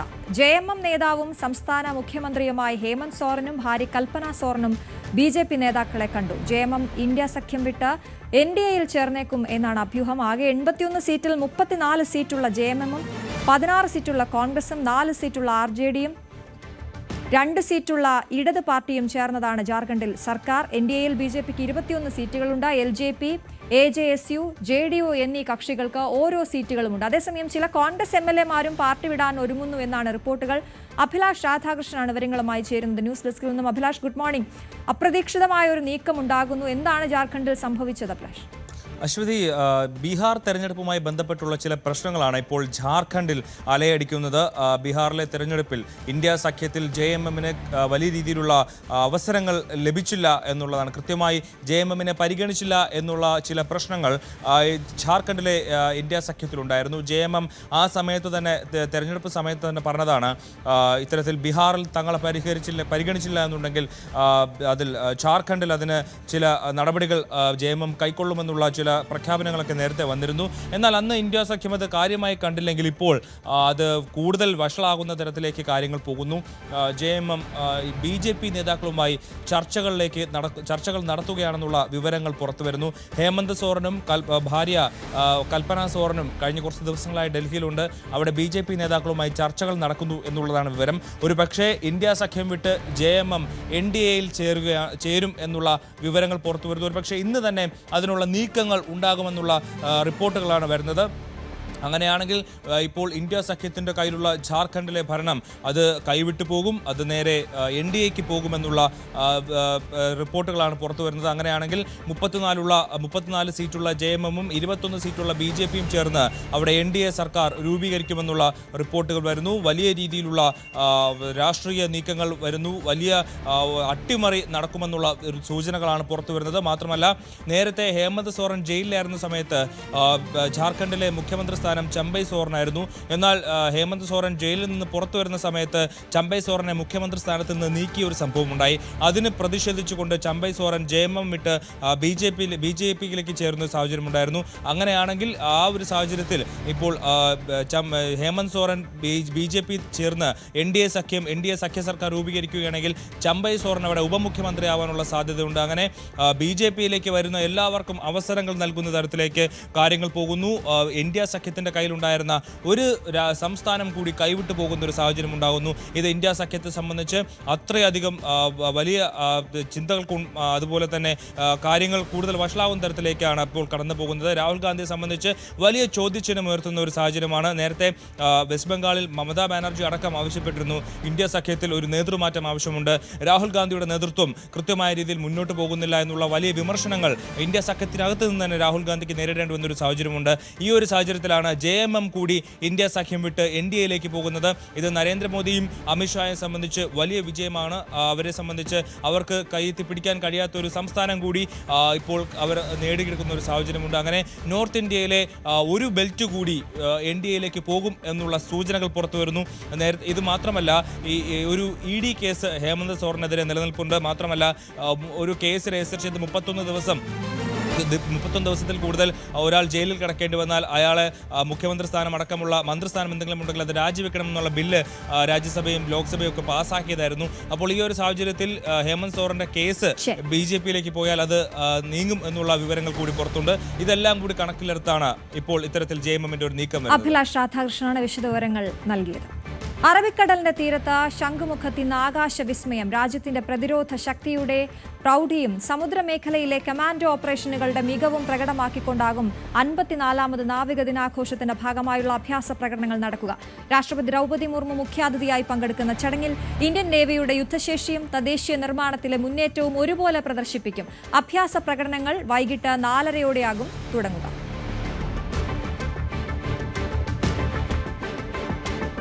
വിദ്യാർത്ഥിക്ക് വെടിയുണ്ട കളഞ്ഞു കിട്ടി. ആലപ്പുഴ കാർത്തികപ്പള്ളിയിലാണ് സംഭവം. 8ാം ക്ലാസ് വിദ്യാർത്ഥിക്കാണ് വഴിയിൽ നിന്ന് വെടിയുണ്ട കിട്ടിയത്. വിദ്യാർത്ഥിയും രക്ഷിതാവും പോലീസിൽ ഹാജരാക്കി. കൈത്തോക്കിന്റെ ഉണ്ടയാണ് എന്നാണ് സംശയിക്കുന്നത്. വെടിയുണ്ട വിദഗ്ധ പരിശോധനയ്ക്ക് അയക്കുമെന്നാണ് അറിയുന്നത്. ശരണ്യ സ്നേഹജൻ ചേരുന്നു. ശരണ്യ, ഇത് എവിടെ നിന്നാണ് ഈ കുട്ടിക്ക് വെടിയുണ്ട ലഭിച്ചത്? എന്താണ് ഇതിന്റെ വിശദാംശം? കഴിഞ്ഞ 29-ാം തീയതി ഈ കാർത്തികപ്പള്ളി പരിധിയിലുള്ള ഹയർ സെക്കൻഡറി സ്കൂളിൽ നടത്തിയ പരിശോധനയിൽ, അതായത് അധ്യാപകർ നടത്തിയ പരിശോധനയിലാണ് കുട്ടിയുടെ ബാഗിൽ നിന്നും ഇത്തരത്തിൽ 2 വെടിയുണ്ടകൾ ലഭ്യമായിട്ടുള്ളത്. അത് ഈ സാധാരണഗതിയിൽ ഇത്തരത്തിൽ ഹയർ സെക്കൻഡറി സ്കൂളിലെ വിദ്യാർത്ഥികളായതുകൊണ്ട് തന്നെ ഇടയ്ക്കിടയ്ക്ക് അധ്യാപകർ ബാഗ് പരിശോധിക്കാറുണ്ട്. കുട്ടികൾ മറ്റ് രാസ ലഹരികളോ എന്തെങ്കിലും ലഹരി പദാർത്ഥങ്ങൾ ഉപയോഗിക്കുന്നുണ്ടോ എന്നൊക്കെ കണ്ടുപിടിക്കുന്നതിനുള്ള പരിശോധനകൾ നടത്താറുണ്ട്. അങ്ങനെ പരിശോധന നടക്കുന്നതിനിടയിലാണ് ഇത്തരത്തിൽ 2 വെടിയുണ്ടകൾ ലഭ്യമായിട്ടുള്ളത് പോലീസ് വ്യക്തമാക്കിയിട്ടുള്ളത്. അതിൽ നിന്ന് ഈ കുട്ടിക്ക് ഇത് എവിടെ നിന്ന് ലഭ്യമായി എന്ന് ചോദിച്ചപ്പോൾ അതായത് ട്യൂഷന് പോകുന്ന സ്ഥലത്ത് ആ ട്യൂഷൻ സെന്ററിന്റെ പിന്നിൽ നിന്ന് ലഭ്യമായതാണ് എന്നാണ് കുട്ടി ഇപ്പോൾ പോലീസിനെ വിവരം അറിയിച്ചിരിക്കുന്നത്. പിന്നീട് ഈ കുട്ടിയും കുട്ടിയുടെ രക്ഷകർത്താവും ചേർന്ന് ഈ 2 വെടിയുണ്ടകളും കരിയിലക്കുളങ്ങര പോലീസ് സ്റ്റേഷനിൽ എത്തിക്കുകയായിരുന്നു. കരിയിലക്കുളങ്ങര പോലീസ് സ്ഥലത്തെത്തി ഇത് പരിശോധന നടത്തിയിട്ടുണ്ട്. ഇത് വെടിയുണ്ടകളാണെന്ന് സ്ഥിരീകരിക്കുകയും ചെയ്തിട്ടുണ്ട്. മാത്രമല്ല, ഇത് ഇപ്പോൾ കരിയിലക്കുളങ്ങര സ്റ്റേഷനിൽ അത് കസ്റ്റഡിയിൽ വെച്ചിരിക്കുകയാണ്. മാത്രമല്ല, BNSS പ്രകാരം കോടതിയിൽ റിപ്പോർട്ട് ഈ പോലീസ് സ്റ്റേഷനിൽ നിന്ന് നൽകുകയും ചെയ്തിട്ടുണ്ട്. ഇത് എങ്ങനെയാണ് ഈ വെടിയുണ്ടകൾ അവിടെ എത്തിയതെന്ന് സംബന്ധിച്ച് രഹസ്യാന്വേഷണ വിഭാഗങ്ങളും അന്വേഷണം തുടങ്ങിയിട്ടുണ്ട് എന്നുള്ളതാണ് നമുക്ക് അറിയാൻ കഴിഞ്ഞിട്ടുള്ളത്. 2 റൗണ്ടുകളാണ് ഇപ്പോൾ കരിയിലക്കുളങ്ങരയിൽ നിന്നും ലഭ്യമായിട്ടുള്ളത്. അതിന്റെ ഇത് എവിടെ നിന്നാണ് അല്ലെങ്കിൽ ഏത് തരത്തിലുള്ള കൈത്തോക്കിൽ ഉപയോഗിക്കുന്നതാണ് പ്രാഥമികമായുള്ള വിലയിരുത്തൽ. പക്ഷെ അത് എവിടെ നിന്നാണ് എന്നുള്ളത് അടക്കമുള്ള പരിശോധനയ്ക്ക് വേണ്ടി ഇത് വിദഗ്ധമായ പരിശോധനയ്ക്കായി അയക്കുമെന്നുള്ളതാണ് ഇപ്പോൾ കരിയിലക്കുളങ്ങര പോലീസ് വ്യക്തമാക്കിയിട്ടുള്ളത്. ഇതിന്റെ ഈ വെടിയുണ്ടകളുടെ പിന്നാമ്പുറത്ത് അത്തരത്തിൽ ചില എഴുത്തുകുത്തുകളൊക്കെ ഉണ്ട്. അത് അത്തരം കാര്യങ്ങളൊക്കെ നോട്ട് ചെയ്തത് ഏത് തോക്കിൽ, ഇപ്പോൾ നിലവിൽ കൈത്തോക്കിൽ നിന്നാണ് കരുതുന്നത് എങ്കിൽ പോലും അത് എവിടെ നിന്നാണ്, എങ്ങനെ ഉപയോഗിക്കുന്നതാണ്, ഏത് വിഭാഗത്തിന്റെ കയ്യിലുള്ളതാണ് എന്നൊക്കെയുള്ള പരിശോധനകൾക്ക് വേണ്ടിയുള്ള വിദഗ്ധമായ പരിശോധനയ്ക്ക് വേണ്ടി ഇത് കൈമാറിയിട്ടുണ്ട്. എന്നാലും കുട്ടിക്ക് ഇത് ലഭ്യമായത് ട്യൂഷൻ സെന്ററിന്റെ പിൻഭാഗത്തു നിന്നാണ് എന്നുള്ളതാണ് അവർ പോലീസിന് നൽകിയിട്ടുള്ള മൊഴി. ഒപ്പം തന്നെ ഈ സ്കൂൾ അധികൃതരാണ് ഇത് കണ്ടെത്തുകയും ചെയ്തിട്ടുള്ളത്. എന്തായാലും വളരെ ഗൗരവത്തോടു കൂടി പോലീസ് ഈ കാര്യങ്ങളെ നോക്കിക്കാണുന്നുണ്ട്. എങ്ങനെയാണ് ഇത് അവിടെ ഉപേക്ഷിക്കപ്പെട്ടത് എന്നുള്ളതാണ്. എന്തായാലും കുട്ടിയും കുട്ടിയുടെ രക്ഷകർത്താവും ചേർന്നാണ് കരിയിലക്കുളങ്ങര പോലീസ് സ്റ്റേഷനിൽ ഈ സ്കൂൾ അധികൃതരുടെ നിർദ്ദേശാനുസരണം ഇത് പോലീസിൽ ഏൽപ്പിച്ചിട്ടുള്ളത്. ശരി ശരണ്യ, എന്തായാലും ഒരേ സമയത്ത് തന്നെ കൗതുകവും അതേസമയം ആശങ്കയൊക്കെ ഉണ്ടാക്കുന്ന വാർത്തയാണ്. ഇത് എവിടെ നിന്നാണ് ഇത് എന്നുള്ള കാര്യത്തിലുള്ള വിശദമായ പരിശോധന നടന്നതിന് ശേഷം അറിയാൻ സാധിക്കും. ശരണ്യ സ്നേഹിതനാണ് വിവരങ്ങൾ നൽകിയത്. ശബരിമല സ്വർണ്ണ കവർച്ച കേസിൽ നിലവിലെ അന്വേഷണ പുരോഗതി റിപ്പോർട്ട് പ്രത്യേക സംഘം ഇന്ന് ഹൈക്കോടതിയിൽ സമർപ്പിക്കും. ശബരിമല സ്വർണ്ണ കവർച്ചയുമായി ബന്ധപ്പെട്ട സ്വമേധയാ എടുത്ത ഹർജിയാണ് ഹൈക്കോടതി പരിഗണിക്കുന്നത്. ശബരിമലയിലെ സ്വർണ്ണ കവർച്ച രാജ്യാന്തര വിഗ്രഹക്കടത്തിന്റെ ഭാഗമാണോ എന്ന സംശയം ഹൈക്കോടതി നേരത്തെ പ്രകടിപ്പിച്ചിരുന്നതാണ്. അതേസമയം അന്വേഷണ കാലാവധി ദീർഘിപ്പിക്കുന്നത് സംബന്ധിച്ച് പ്രത്യേക സംഘം കോടതിയിൽ ബോധിപ്പിച്ചേക്കും. 6 ആഴ്ചയ്ക്കുള്ളിൽ അന്വേഷണം പൂർത്തിയാക്കണമെന്നായിരുന്നു ഹൈക്കോടതിയുടെ നിർദ്ദേശം. പ്രതികൂല കാലാവസ്ഥയിലും ശബരിമലയിലേക്ക് തീർത്ഥാടക പ്രവാഹമാണ്. ഇന്നലെ 87,320 പേരാണ് ദർശനം നടത്തിയത്. ഇന്ന് രാവിലെ 9 മണിവരെ 35,871 പേർ മല കയറി. അതിനിടെ ശബരിമലയിൽ ഈ സീസണിലെ വരുമാനം 100 കോടിയായി. സജീവ് സി വാര്യരുടെ റിപ്പോർട്ടുകൾ. മാറി മാറി വരുന്ന കാലാവസ്ഥയെ ഒന്നും തന്നെ കൂസാതെയാണ് തീർത്ഥാടകർ ശബരിമലയിലേക്ക് എത്തുന്നത്. അയ്യപ്പന്മാരുടെ ഒഴുക്കാണ് ഇന്നലെ രാത്രിയും കണ്ടത്. ഇന്നലെ രാത്രി 10 മണിയോടുകൂടി കനത്ത മഴയാണ് സന്നിധാനത്തുണ്ടായത്. അതിനുശേഷം മണിക്കൂറുകളോളം മഴ നീണ്ടു നിന്നു. ഇന്നും മൂടിക്കെട്ടിയ കാലാവസ്ഥയാണ് ഇപ്പോഴും. തീർത്ഥാടകരുടെ എണ്ണത്തിൽ കുറവ് വന്നിട്ടില്ല. കാരണം ഇന്നലെ രാത്രി വന്ന ആളുകളുടെ എണ്ണം 80,000-ൽ പരമാണ്. അതിനുശേഷം ഇന്ന് രാവിലെയും മണിക്കൂറിൽ 4,000-നും 5,000-നും ഇടയിൽ പേർ മല കയറുന്നുണ്ട്. വെർച്വൽ ക്യൂ വഴിയുള്ള ബുക്കിംഗും 5,000 വെർച്വൽ ക്യൂ വഴിയുള്ള ബുക്കിംഗും കൂടാതെ സ്പോട്ട് ബുക്കിംഗ് 5,000-മായി നിജപ്പെടുത്തിയിട്ടുണ്ട്. അങ്ങനെയാണെങ്കിൽ 75,000 പേരാണ് ഓരോ ദിവസം വരേണ്ടത്. എന്നാൽ അതിൽ കൂടുതൽ തീർത്ഥാടകർ എന്നും എത്തുന്നു എന്നാണ് പറയുന്നത്. അതോടൊപ്പം ഇന്ന് നമുക്ക് നോക്കാം തീർത്ഥാടകർ എന്ത് പറയുന്നു നോക്കാം. എങ്ങനെ വരുന്നത്? ചെന്നൈ எப்படி இருந்து மழை இருந்தா நேற்று மழை வந்து நைட்டு மட்டும் சென்னை மழை, இங்க மழை எல்லாம் இல்ல, லைட்டா தான் நைட்டு மட்டும் மழை வந்தது. எந்த டைம்ல ஏறி இருந்தீங்க? இப்போ நாங்க நேற்றுக்கு மார்னிங் வந்தோம். 11:10 ஏறணும். எப்படி இருந்தது வழியெல்லாம்? நல்லா இருந்தது. எல்லாமே நல்லா பக்காவா பண்ணிருந்தாங்க. லாஸ்ட் இயரோட இந்த வாட்டி நல்ல சர்வீஸ் நல்லா பண்ணிட்டு இருக்காங்க. சர்வீஸ் நல்லா இருக்கு. கிரௌட கண்ட்ரோல் பண்ணிருக்காங்க. இந்த வாட்டி கொஞ்சம் கூட நல்லா இருக்கா? இந்த வாட்டி நல்லா கொஞ்சம் கூட நல்லா இருக்கா? நல்லா ഇருக்கு. കുഴപ്പമില്ല. ഇന്നിപ്പോ നല്ലൊരു പൊതുവെ ഒരു മാനസികമായിരിക്കുന്നത്. ഇപ്പൊ കാലാവസ്ഥ അനുകൂലം, മഴയില്ലാതെ ഇപ്പൊ ഇതൊരു അനുകൂലമായിട്ടാണ് ഉള്ളത്. സ്വാമി എപ്പോഴാ എത്തിയത്? ഞാൻ ഇന്നലെ വന്നു. അപ്പൊ 5 മണിക്ക് എത്തി. ഇപ്പം പൊതുവെ രാത്രി നല്ല മഴയായിരുന്നല്ലോ. രാത്രി മഴയായിരുന്നു. അതാ പറഞ്ഞ് ഇന്നലെ മഴയാണ്. ഇന്നിപ്പം കാലാവസ്ഥ ശേഷം തെളിഞ്ഞിട്ടാണുള്ളത്. പക്ഷെ ഈ മഴക്കാറായതുകൊണ്ട് വലിയ ചൂടുമില്ല. അതൊരു സുഖാന്നിപ്പം. വരാനൊന്നും ബുദ്ധിമുട്ടുണ്ടായില്ല. ബുദ്ധിമുട്ടിപ്പം സുഖയാത്രയായിരുന്നു. നടപ്പന്നില്ല, വളരെ സുഖമായിട്ട് യാത്ര ചെയ്തു. കാറ് വെച്ചത് പമ്പയിൽ വെച്ചു. കാറ് നിലക്കുന്ന വിട്ടു. വണ്ടി ഇങ്ങോട്ട് പോലീസ് അതൊക്കെ സഹിച്ചു. എവിടെ നിന്നാണ് വരുന്നത്? കണ്ണൂരാണോ? കണ്ണൂരാണ്. തളിപ്പറമ്പ്. തീർത്ഥാടകർ പറഞ്ഞത് ഇത് തന്നെയാണ്. സുഖമായ ദർശനം സാധ്യമാകുന്ന തരത്തിലുള്ള സംവിധാനങ്ങളെല്ലാം ഏർപ്പെടുത്തിയിട്ടുണ്ട്. കഴിഞ്ഞ വർഷത്തേക്കാൾ കുറെ കൂടി മെച്ചപ്പെട്ട രീതിയിലാണ് ഇവിടെ ക്രമീകരണങ്ങൾ എന്നാണ് 17 വർഷമായി ശബരിമലയിൽ എത്തിയ ചെന്നൈയിൽ നിന്നുള്ള തീർത്ഥാടകർ പറഞ്ഞത്. ഈ തരത്തിലാണ് തീർത്ഥാടകരുടെ പ്രതികരണം. ഏതായാലും ശബരിമലയിലെ വരുമാനവും 100 കോടി എത്തി എന്നുള്ളതാണ് പുതിയ വാർത്ത. അതോടൊപ്പം 14 ലക്ഷത്തിൽ പരം പേരാണ് ഇപ്പോൾ ഇതുവരെ ഈ മണ്ഡലകാലത്ത് തീർത്ഥാടനം നടത്തി മടങ്ങുന്നത് എന്നും പറയാൻ സാധിക്കും. ശബരിമലയിലെത്തുമ്പോൾ ദേഹാസ്വാസ്ഥ്യമുണ്ടാകുന്ന തീർത്ഥാടകർക്ക് രക്ഷകരാകുന്നത് NDRF സംഘമാണ്. തമിഴ്നാട് ആരക്കോണത്ത് നിന്നുള്ള ഉദ്യോഗസ്ഥരാണ് പമ്പയിലും സന്നിധാനത്തും പ്രവർത്തിക്കുന്നത്.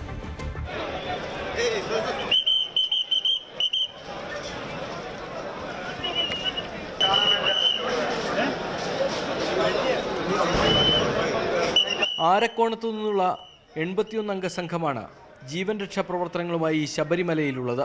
41 പേർ സന്നിധാനത്തും 40 പേർ പമ്പയിലുമാണ്.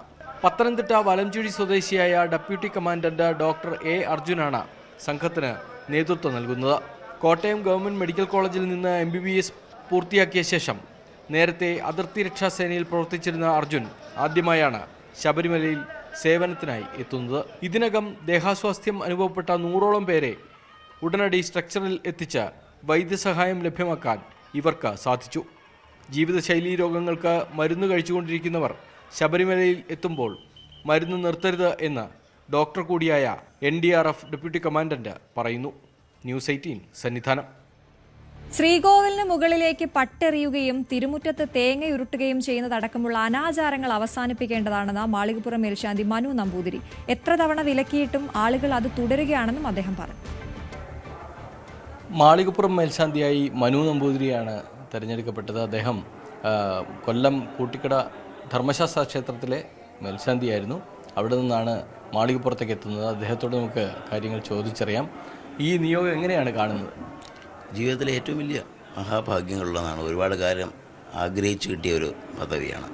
അപ്പോൾ അത് ലഭിച്ചത് വളരെയധികം സന്തോഷം. എത്ര തവണ അപേക്ഷിച്ചിരുന്നു നേരത്തെ? 6 വർഷം അപേക്ഷിച്ചിരുന്നു. 6ാം തവണയാണ് ഇപ്പോൾ മാളികപ്പുറത്ത് അമ്മയായിട്ട് അവിടുത്തെ മേൽശാന്തിയായിട്ട് എനിക്ക് ഞർക്ക് കിട്ടുന്നത്. ശബരിമല മേൽശാന്തിയായിട്ടും അപേക്ഷിച്ചിരുന്നില്ലേ? അവിടെ അപേക്ഷിച്ചിട്ടുണ്ടായിരുന്നു. ഈ പ്രാവശ്യം ശബരിമല ധർമ്മശാസ്ത്ര അവിടുത്തെ ലിസ്റ്റിലും ഉണ്ടായിരുന്നു. ഞാൻ അവിടുത്തെ ഞർക്കിൽ കിട്ടിയില്ല, മാളികപ്പുറത്തെ ഞർക്കിലാണ് എനിക്ക് കിട്ടിയത്. അപ്പോൾ വളരെ സന്തോഷം. ഈ ആദ്യത്തെ തവണ കിട്ടാതിരുന്നപ്പോൾ നിരാശ തോന്നിയിരുന്നോ? അത് തോന്നി, തീർച്ചയായിട്ടും.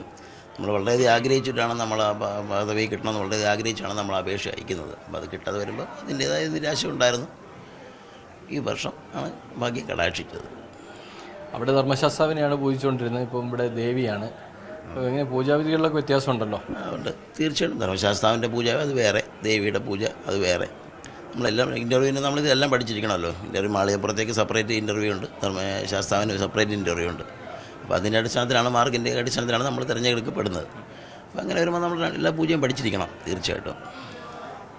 ഇപ്പം മാളികപ്പുറത്തിൽ ഒരുപാട് അനാചാരങ്ങൾ, അങ്ങനെയൊക്കെയുള്ള സംഭവം, തേങ്ങയുരുട്ടൽ, ഇങ്ങനെയൊക്കെ പല കാര്യങ്ങൾ നടക്കുന്നു എന്ന് പറയുന്നു. അത് ഓരോ വർഷം നമ്മളൊക്കെ തന്നെ വാർത്ത ചെയ്യുമ്പം ഇക്കാര്യം പറയാറുണ്ട്. പക്ഷേ വീണ്ടും തീർത്ഥാടകർ വന്ന് ഇതുപോലെ തന്നെ ചെയ്തുകൊണ്ടിരിക്കുന്നു.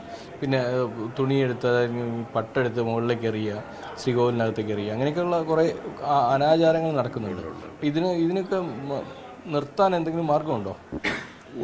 എന്താ മാർഗം എന്നറിയില്ല. എത്ര പ്രാവശ്യം പറഞ്ഞാലും ഇത് ഇങ്ങനെയുള്ള ആചാരങ്ങളൊന്നും ഇല്ലാത്തതാണ്, ചെയ്യരുതെന്ന് പറഞ്ഞാലും ഇതെല്ലാം വീണ്ടും നടക്കുന്നുണ്ട്. ഈ തുണിയെടുത്തെറിയുക, ക്ഷേത്ര പരിസരം എത്ര ശുദ്ധമായി സൂക്ഷിക്കാൻ കഴിയുന്ന ഓരോ ഭക്തൻ്റെയും കടമയാണ്.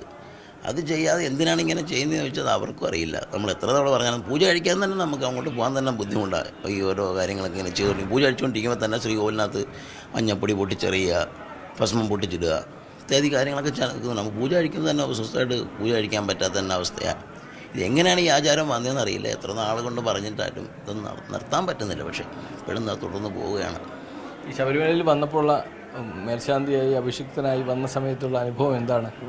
അത് വളരെയധികം, ഞാൻ മുമ്പ് പല ചാനലിൽ പറഞ്ഞിട്ടുള്ളത് ജീവിതത്തിലെ ഏറ്റവും വലിയ മഹാഭാഗ്യമാണ്. അപ്പോൾ ആ ഒരു എന്താ പറയുക, മേൽശാന്തിയുടെ ശ്രീകോവിലിനകത്തേക്ക് നമ്മളെ കൈപിടിച്ച് കയറ്റുമ്പം നമുക്കത് ഞാൻ നേരത്തെ പറഞ്ഞതാണ്, സ്വർഗത്തിലേക്ക് നമ്മളെ കൊണ്ടുപോകുന്ന ഒരു അനുഭവം. അത് വളരെയധികം പുണ്യം ആണത് ആ ഒരു സമയം. ഈ തീർത്ഥാടകരൊക്കെ നേരിട്ട് വന്ന് സംസാരിക്കാറില്ലേ? ഉണ്ട്. പിന്നെ ധാരാളം പേര് വന്ന് നേരിട്ട് സംസാരിക്കേണ്ട, അവരുടെ വിഷമങ്ങളും കാര്യങ്ങളൊക്കെ പറയാറുണ്ട്. നമ്മളതിന് പരിഹാരങ്ങളൊക്കെ നിർദ്ദേശിച്ചു കൊടുക്കാറുണ്ട്. അങ്ങനെ സന്തോഷമായിട്ട് തന്നെയാണ് പോകുന്നത് അവരെല്ലാവരും. ഈ നിയോഗം വലിയ സംതൃപ്തി നൽകുന്നു എന്നാണ് മനു നമ്പൂതിരി നമ്മളോട് പറയുന്നത്. സന്നിധാനത്ത് നിന്ന് ബിപിൻ മുരളിക്കൊപ്പം സജീവ് സി വാര്യർ, ന്യൂസ് 18. ഇടവേള.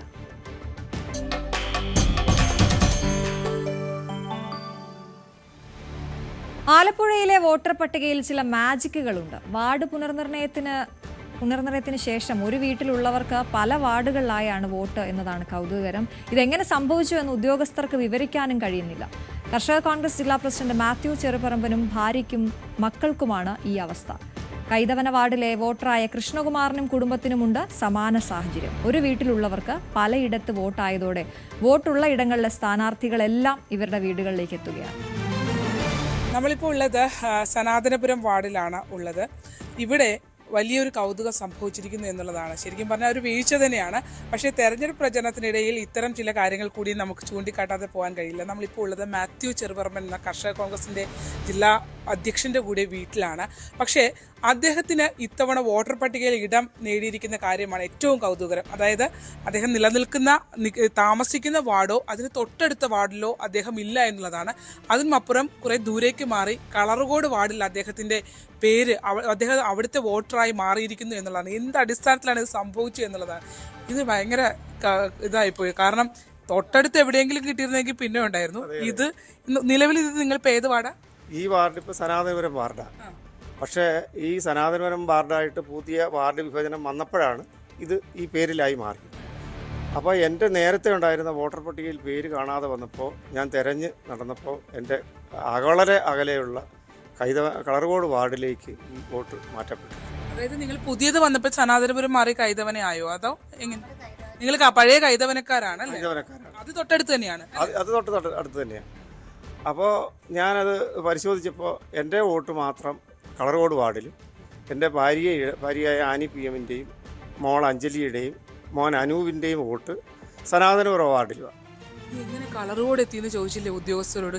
കാരണം നമ്മൾ തൊട്ടടുത്തൊക്കെ ആണെങ്കിൽ ഒന്ന് തിരിക്കുമ്പോൾ മാറിപ്പോയെന്നെങ്കിലും പറയാം. ഞാൻ ചോദിച്ചു, നിങ്ങൾ എന്ത് നടപടിയാണ് ഇത് ഇങ്ങനെ വന്നത്, എന്തുകൊണ്ട് സംഭവിച്ചു എന്ന് ചോദിച്ചപ്പോൾ പല വാർഡുകളിലും ഇതുപോലെയൊക്കെ സംഭവിച്ചിട്ടുണ്ടെന്നുള്ള ഒരു മറുപടിയാണ് അവരുടെ ഭാഗത്തുനിന്ന് സംഭവിച്ചത്. 2 വാർഡ് ചാടി അപ്പുറത്ത് പോയി എന്നുള്ളത്.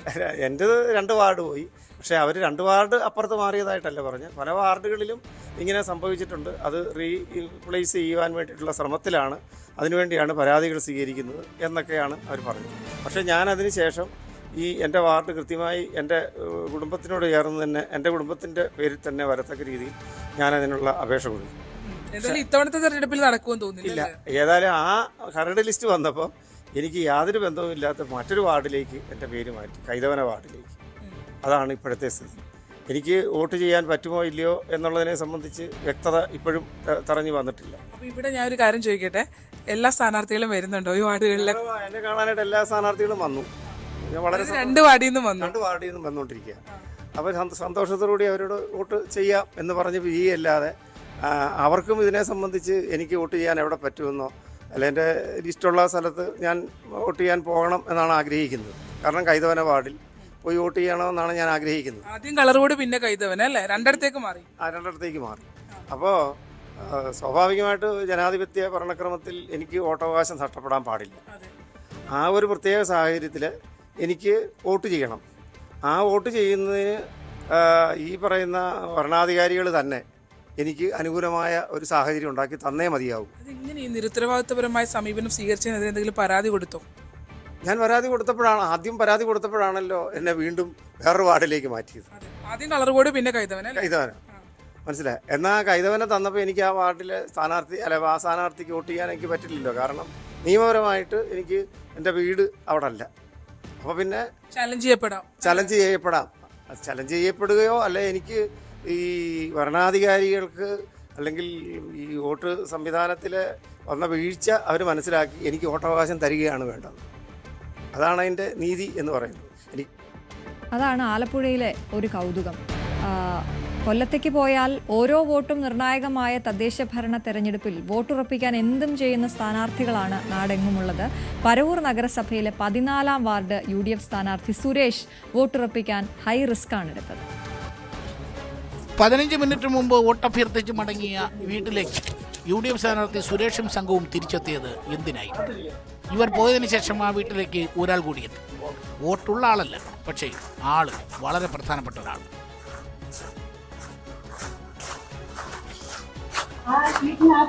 ഞാൻ ഇങ്ങനെ നടന്നു വരുമ്പോ നമ്മുടെ ഈ അടക്കള വാതക്കന്ന് ഇങ്ങനെ ഓടി പോകുന്നതാണ് കാണുന്നത്. അവളെ ഉണ്ടായിരുന്നു കൂടെ. പേടിച്ചു പോയി. പിന്നെ നോക്കി നിന്ന് അത് എങ്ങോട്ട് പോയെന്ന് ഞാൻ കണ്ടില്ല. ഞാൻ പിള്ളേരുടെ എന്ന് പറഞ്ഞാൽ പിന്നെ ഞാൻ വന്ന് കുറേ കഴിഞ്ഞപ്പോൾ വന്ന് ഈ ഷീറ്റ് വല്ല പൊക്കി നോക്കിയപ്പോൾ അവിടെ ഇരിക്കുന്നു. അപ്പം ധൈര്യമായി ഇന്നടുത്ത് ഇരിക്കുന്നു. അപ്പം വിളിക്കാം ഉടനെ വിളിച്ച തവള പുറക്കെ ഉണ്ട്. പക്ഷെ പാമ്പ് മുമ്പേ പോയത്.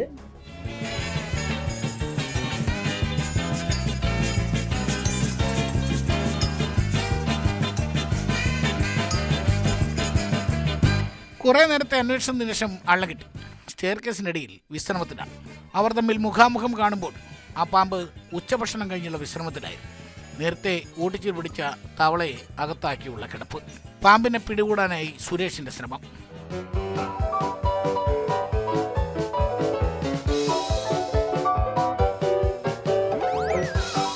പൈപ്പിന്റെ അറ്റത്ത് ഒരു ചാക്കൊക്കെ കെട്ടി പാമ്പിനെ മാടി വിളിച്ചുകൊണ്ടേയിരുന്നു. പക്ഷേ അത് പാമ്പിനത്ര ഇഷ്ടപ്പെട്ടില്ല.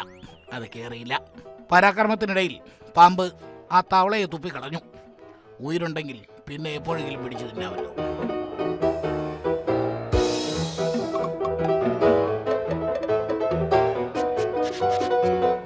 അവസാനം അറ്റ കൈ പ്രയോഗിച്ചു. അച്ചാറിട്ട് വയ്ക്കാൻ സൂക്ഷിച്ചിരുന്ന ഒരു കുപ്പി എടുത്തുകൊണ്ട് വന്നു. പാമ്പിനെ അതിനകത്തയക്കാനായി ശ്രമം. പത്തി വിടർത്തിയും ചീറ്റിയുമൊക്കെ പേടിപ്പിച്ച പാമ്പ് ഒടുവിൽ വശം കെട്ട് സുരേഷിന് കീഴടങ്ങി.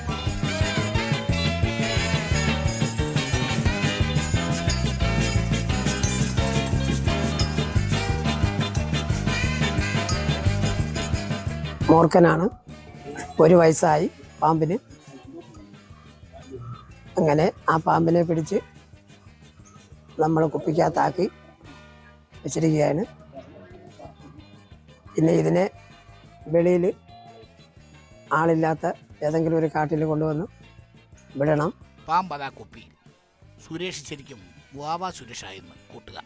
ഞങ്ങൾക്ക് കൊണ്ട് കളയാൻ കാടും തോടുകളേ ഉള്ളൂ, അതേ കളയാൻ പറ്റുന്നുള്ളൂ. ഇതും അതേ കണക്ക് കൊണ്ട് കളയാനേ പറ്റൂ. ഞങ്ങൾക്ക് അതിനെ ഉപദ്രവിക്കത്തോ ഒന്നും തന്നെ ഇല്ല. ഏതായാലും 3-4 വോട്ടർമാരുള്ള വീടാണ്. വോട്ട് ഉറച്ചാലും ഉറച്ചില്ലെങ്കിലും പാമ്പിനെ കണ്ടാൽ ഇനിയും വിളിക്കണേ എന്നാണ് സുരേഷ് അവരോട് പറഞ്ഞത്. കുഞ്ഞു പാമ്പാണ്. ഫാമിലി ഇവിടെ എവിടെയെങ്കിലും കാണും എന്ന ആത്മകഥത്തോടെ സ്ഥാനാർത്ഥിയും സംഘവും പാമ്പുമായി മടങ്ങി. പാമ്പിനെ പിന്നീട് തുറന്നു വിട്ടു. ലഞ്ച് കഴിഞ്ഞുള്ള വിശ്രമത്തിലായിരുന്നു കക്ഷി. ഏതായാലും സ്ഥാനാർത്ഥിയും കൂട്ടുകാരും വോട്ട് ചോദിക്കാൻ വന്ന വീട്ടിൽ സ്ഥാനാർത്ഥി പോയതിന് പിന്നാലെ എത്തിയ അതിഥിയാണ്. പോയ സ്ഥാനാർത്ഥി അതുപോലെ തിരിച്ചു വന്ന് അദ്ദേഹത്തെ പൊക്കിതെ കുപ്പിക്കാതാക്കി. ഇനി എവിടെയെങ്കിലും സുരക്ഷിതമായി കൊണ്ട് കളയും. ചെറിയ മൂർഖനാണ്. ഏതായാലും ജയിച്ചാലും തോറ്റാലും ഏത് വീട്ടിൽ പാമ്പ് കയറിയാലും ഇവിടെ എത്തുമെന്നാണ് സ്ഥാനാർത്ഥി വോട്ടർമാർക്ക് കൊടുക്കുന്ന വാക്ക്. എന്തല്ലേ. S Lallu, news 18. ആകെയുള്ളത് 999 വോട്ടുകൾ. മത്സരിക്കുന്നത് 8 സ്ഥാനാർത്ഥികൾ. മലപ്പുറം നിലമ്പൂർ നഗരസഭയിലെ 11ാം ഡിവിഷനായ മുമ്മുള്ളിയിൽ ആണ് ഈ അത്യപൂർവ സാഹചര്യം. നേരം വെളുത്താൽ രാത്രി കിടന്നുറങ്ങുന്നതുവരെ മുമ്മുള്ളിയിലെ വീടുകളിൽ സ്ഥാനാർത്ഥികളുടെ കുത്തൊഴുക്കാണ്. LDF, UDF സ്ഥാനാർത്ഥികൾ, അവരുടെ വിമതന്മാർ. BJP സ്ഥാനാർത്ഥിയുടെ സഹോദരൻ സ്വതന്ത്ര സ്ഥാനാർത്ഥിയായി മത്സരിക്കുന്നു. SDPIക്കും തൃണമൂൽ കോൺഗ്രസിനും സ്വതന്ത്ര സ്ഥാനാർത്ഥികൾ. ആകെ സ്ഥാനാർത്ഥികളുടെ എണ്ണം 8. വിമത സ്ഥാനാർത്ഥികൾ വിജയസാധ്യതയെ ബാധിക്കില്ലെന്നാണ് LDF സ്ഥാനാർത്ഥി റിഷാദ് കാഞ്ഞിരമ്പാറയും UDF സ്ഥാനാർത്ഥി ഷൗക്കത്ത് അലിയും പറയുന്നത്. എന്നാൽ വിജയം ഉറപ്പെന്നാണ് ലീഗ് വിമത സ്ഥാനാർത്ഥി കബീർ മഠത്തിലും CPI വിമതൻ ഫൈസൽ ചിറക്കലും അവകാശപ്പെടുന്നത്. അല്ല, ഇവിടെ വിമത പ്രശ്നമല്ല. ഇവിടെ ഏറ്റവും കൂടുതൽ സ്ഥാനാർത്ഥികൾ മത്സരിക്കുന്ന ഒരു വാർഡാണ്. 8 സ്ഥാനാർത്ഥികളുണ്ട്. അതിൽ വിമതരെ എന്ന് പറയാൻ കഴിയില്ല. കാരണം മത്സരിക്കാൻ ആഗ്രഹമുള്ള ആളുകൾ അവരെ ഫണ്ടമെന്റൽ റൈറ്റ് മൗലികാവകാശം ഉപയോഗിക്കുക, അത് ഞങ്ങൾ വിമതരായിട്ട് കാണുന്നില്ല. വളരെ സ്നേഹത്തോടെ സഹോദര്യത്തോടു കൂടി ഒരു ഫ്രണ്ട്ലി മത്സരം ആണ് ഞങ്ങളിവിടെ കാഴ്ചവെക്കുന്നത്. അല്ല, അങ്ങനെ നമുക്ക് വിമത ശല്യം UDFനില്ല. കാരണം ഞങ്ങളതൊന്നും നോക്കുന്നില്ല. കാരണം ഞങ്ങൾക്കിതിൽ വിജയിക്കുന്നില്ല. മുനിസിപ്പാലിറ്റി, നിലമ്പൂർ മുനിസിപ്പാലിറ്റി UDF പിടിക്കുന്നില്ലത് ഉറപ്പാണ്. അതിൽ മുമ്മുള്ളിക്കാർ ഇവിടെ UDF സ്ഥാനാർത്ഥിയെ വിജയിപ്പിക്കും എന്നുള്ളത് ഉറപ്പാണ്. അതൊരു തീരുമാനം എടുത്തു കഴിഞ്ഞു. ഇവിടെ എന്താ വെച്ചാൽ സ്വതന്ത്ര സ്ഥാനാർത്ഥി എന്നുള്ള രീതിയിലല്ല നമ്മളെ കാണുന്നത്. 10 കൊല്ലമായിട്ട് കാണുന്ന ഒരാൾ എന്നുള്ള രീതിയിലാണ് കാണുന്നത്. മറ്റുള്ളവരൊക്കെ വരുത്തന്മാരെന്നാണ് പറയുന്നത്. അവർ ഒരു കാര്യം പറഞ്ഞത് 5 കൊല്ലം LDFനെയും 5 കൊല്ലം UDFനെയും പരീക്ഷിച്ചാണ്. ഇനി ആ പരീക്ഷത്തിന് ഞങ്ങളില്ല എന്നുള്ളതാണ് ഒരുവിധം വോട്ടർമാരൊക്കെ പറഞ്ഞത്. ഇക്കുറി മുമ്മുള്ളിയിൽ NDAക്ക് അനുകൂലമായി വോട്ടർമാർ വിധി എഴുതുമെന്നാണ് BJP സ്ഥാനാർത്ഥി അനൂപ് കൈപ്പഞ്ചേരി അവകാശപ്പെടുന്നത്. എന്നാൽ അനൂപിന് തലവേദനയായി സഹോദരൻ ഉണ്ണികൃഷ്ണൻ സ്വതന്ത്ര സ്ഥാനാർത്ഥിയായി പോരിനുണ്ട്. NDA സ്ഥാനാർത്ഥിയായിട്ട് ജനവിധി തേടുമ്പോൾ വലിയ പ്രതീക്ഷ തന്നെയുണ്ട്. ഞങ്ങളുടെ നാട്ടിലുള്ള എൻ്റെ നാട്ടുകാർ അവരെൻ്റെ പുറകെ ഉണ്ടാവും എന്നുള്ളതാണ്. പുറത്തുനിന്നുള്ള ഛിദ്രശക്തികൾക്കൊന്നും തന്നെ മുമ്മുള്ളിയിലേക്കുള്ള പ്രവേശനം നിഷേധിച്ചുകൊണ്ട് മുമ്മുള്ളിയുടെ ഒരു പ്രതിനിധിയായി തെരഞ്ഞെടുക്കുമെന്നുള്ളതാണ് പ്രതീക്ഷ. എന്നാൽ വിജയം തൃണമൂൽ കോൺഗ്രസിനൊപ്പമാകുമെന്നാണ് ഷാജഹാൻ പാത്തിപ്പാറ അവകാശപ്പെടുന്നത്. അവിടുത്തെ ഞങ്ങളിപ്പോൾ 3 റൗണ്ട് പൂർത്തീകരിച്ചപ്പോൾ അവിടുന്ന് ബോധ്യമായത് ഇടത് വലത് രാഷ്ട്രീയ പാർട്ടികളുടെ വികസന മുരടിപ്പ് അവിടെ തുറന്നടിച്ച് പൊതുജനം പ്രതികരിക്കുന്നുണ്ട്. എന്തായാലും തൃണമൂൽ കോൺഗ്രസ് പിന്തുണക്കുന്ന ജനകീയ സ്വതന്ത്ര സ്ഥാനാർത്ഥിക്ക് അവിടെ വിജയം സുരക്ഷിതമാണ്. SDPI സ്വതന്ത്ര സ്ഥാനാർത്ഥിയായി ഷബീറാണ് രംഗത്തുള്ളത്. മുമ്മുള്ളി ഡിവിഷനുകളിലെ വീടുകൾ കയറിയിറങ്ങി സ്ഥാനാർത്ഥികളും പ്രവർത്തകരും ഇഞ്ചോടിഞ്ച് മത്സരിക്കുമ്പോൾ വോട്ടർമാരും ആശയക്കുഴപ്പത്തിലാണ്. ന്യൂസ് 18 മലപ്പുറം. സോണിയാഗാന്ധി BJP സ്ഥാനാർത്ഥിയാകുന്നു. ഇടുക്കി മൂന്നാറിലെ തോട്ടം മേഖലയിലെ BJP സ്ഥാനാർത്ഥിയുടെ പേരാണ് സോണിയാഗാന്ധി. മൂന്നാർ പഞ്ചായത്തിലെ നല്ലതണ്ണി വാർഡിലാണ് സോണിയാഗാന്ധി മത്സരിക്കുന്നത്. പേരുകൊണ്ട് കോൺഗ്രസ് ആണെങ്കിലും മൂന്നാറിലെ സോണിയാഗാന്ധി BJP-കാരിയാണ്. ഇത്തവണ പഞ്ചായത്തിലെ 14-ാം വാർഡായ നല്ലതണ്ണി പിടിക്കാനുള്ള പോരാട്ടത്തിലാണ് BJP-യിലെ സോണിയാഗാന്ധി.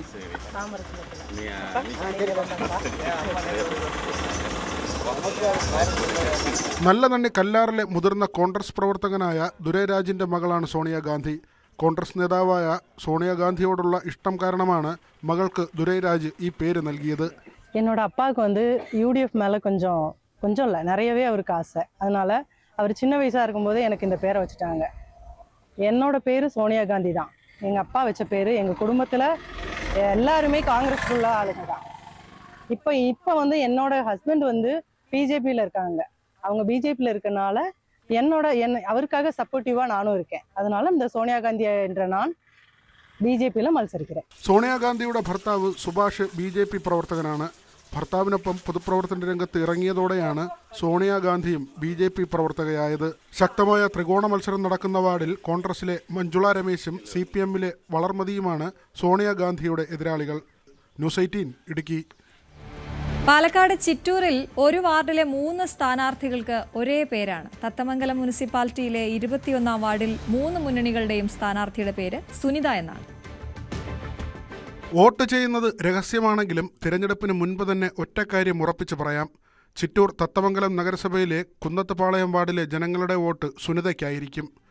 ആകെ മത്സരിക്കുന്ന 3 സ്ഥാനാർത്ഥികളുടെയും പേര് സുനിത എന്നായതുകൊണ്ടാണ് പ്രവചനത്തിന് ഇത്ര ഉറപ്പ്. UDF സ്ഥാനാർത്ഥിയായി സുനിത അറുമുഖൻ കൈപ്പത്തി ചിഹ്നത്തിലും LDF സ്വതന്ത്ര സ്ഥാനാർത്ഥിയായി സുനിത കുടച്ചിഹ്നത്തിലും NDA സ്ഥാനാർത്ഥിയായി സുനിത ലോകേഷ് താമര ചിഹ്നത്തിലുമാണ് ജനവിധി തേടുന്നത്. മഹിളാ അസോസിയേഷൻ ചിറ്റൂർ വില്ലേജ് ട്രഷററായി പ്രവർത്തിക്കുന്ന സുനിത 2015-ൽ ഇതേ വാർഡിൽ LDF സ്ഥാനാർത്ഥിയായി മത്സരിച്ചിരുന്നു. കുടുംബശ്രീ ADS-ആയി പ്രവർത്തിക്കുന്ന കോൺഗ്രസ് സ്ഥാനാർത്ഥി സുനിത അറുമുഖൻ്റെയും കേറ്ററിംഗ് സ്ഥാപനത്തിൽ ജോലി ചെയ്യുന്ന NDA സ്ഥാനാർത്ഥി സുനിത ലോകേഷിൻ്റെയും ആദ്യ മത്സരമാണിത്. ന്യൂസ് 18 പാലക്കാട്. കേരളശ്രീ പുരസ്കാര ജേതാവ് TKM ട്രസ്റ്റ് ചെയർമാൻ ജനാബ് ഷഹാൽ ഹസൻ മുസലിയാരെ ആദരിച്ചു. 1985 പൂർവ്വ വിദ്യാർത്ഥികളുടെ കൂട്ടായ്മയായ വോയിസ് ഓഫ് TKM 85 ആണ് ആദരിച്ചത്. സാമൂഹിക വികസന രംഗത്തും വിദ്യാഭ്യാസം, വ്യവസായം എന്നീ മേഖലകളിലെ സംഭാവന കണക്കിലെടുത്തുമാണ് ആദരം. കൂട്ടായ്മയിലെ അംഗങ്ങളായ Nasaruddin, Sajeev, Satheesh, Unnikrishnan, R Radhakrishnan, Prasannakumar, Abdul Rasheed, Jose Prakash, G Suresh, Saleem, TS Anilkumar എന്നിവർ ചടങ്ങിൽ പങ്കെടുത്തു. ഇന്ത്യയും ദക്ഷിണാഫ്രിക്കയും തമ്മിലുള്ള ഏകദിന പരമ്പരയിലെ 2ാം മത്സരം ഇന്ന് നടക്കും. ഉച്ചയ്ക്ക് 1:30 റായ്പൂരിലാണ് മത്സരം. 3 മത്സരങ്ങളടങ്ങിയ പരമ്പരയിൽ തുടർച്ചയായ 2ാം വിജയം നേടി കിരീടം സ്വന്തമാക്കാനാണ് ഇന്ത്യ ഇറങ്ങുന്നത്. അതേസമയം പരമ്പര സമനിലയിലാക്കി പോരാട്ടം അവസാന മത്സരത്തിലേക്ക് നീട്ടാനാണ് ദക്ഷിണാഫ്രിക്കയുടെ ശ്രമം. റാഞ്ചിയിൽ നടന്ന ആദ്യ ഏകദിനത്തിൽ 17 റൺസിന് ജയിച്ച ഇന്ത്യ പരമ്പരയിൽ 1-0 മുന്നിലെത്തിയിരിക്കുന്നു.